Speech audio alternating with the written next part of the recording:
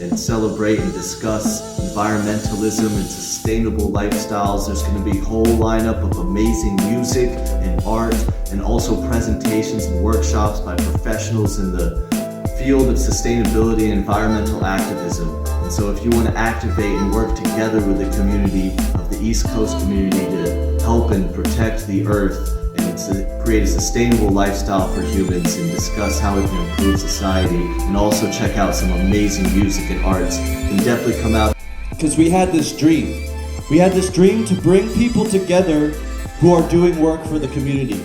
Bring people who are doing work to save the earth, to improve human life and consciousness, to just raise awareness, and just engage with these nonprofit organizations who are involved in society, that are spending all their time just working to make our lives better right here in this community. And we wanted to use music and art to promote them. Get people together and use music and art as a funnel to get people more involved in the people who are increasing and advancing and progressing our society. And through activism, through environmentalism, through science, through sharing their ideas, their workshops, and these international organizations that are just doing so much for the world. And one thing we realized, that it wasn't just an event that we were doing.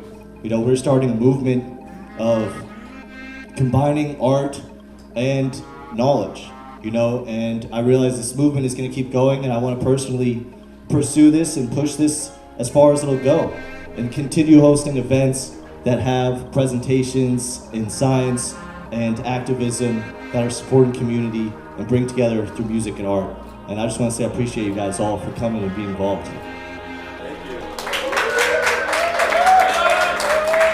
Thank you. So it's been a wild ride, and I think it's important that we share these ideas, that we share, what we do and what we know about with each other. We're constantly growing as a society and consciousness, and just creating a more just society socially for everyone, and creating a society that is more sustainable, because we have a vision.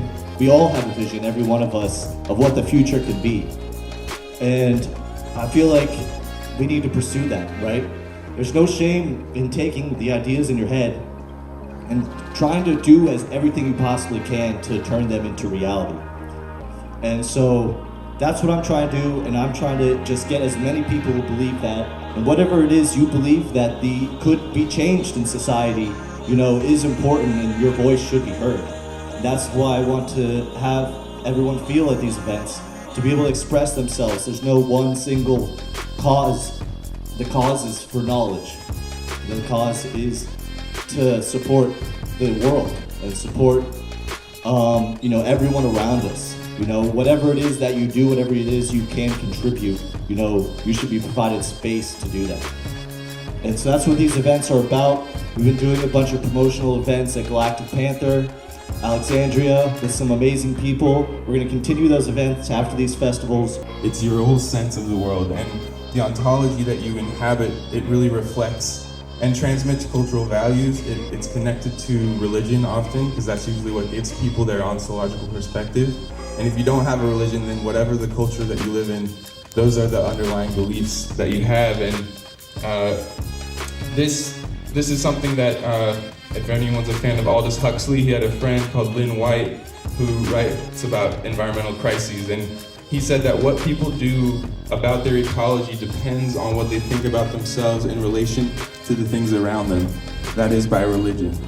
So our picture of the world and the feeling or the state of being that it engenders is intimately connected to the human and the environment relationships that we see.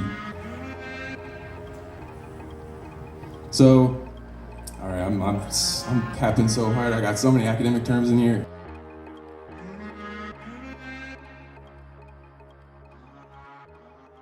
A lot more H2O in the atmosphere, measured in parts per thousand, whereas the CO2 is only measured in parts per million.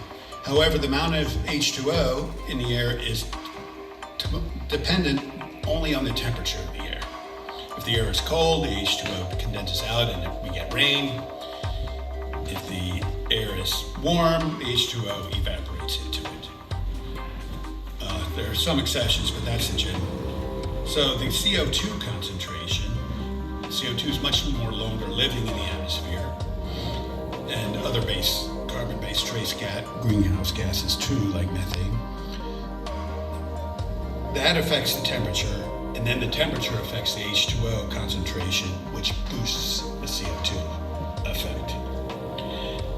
So, in other words, CO2 is the control knob, CO2 and other greenhouse gases, whereas H2O is its accelerant.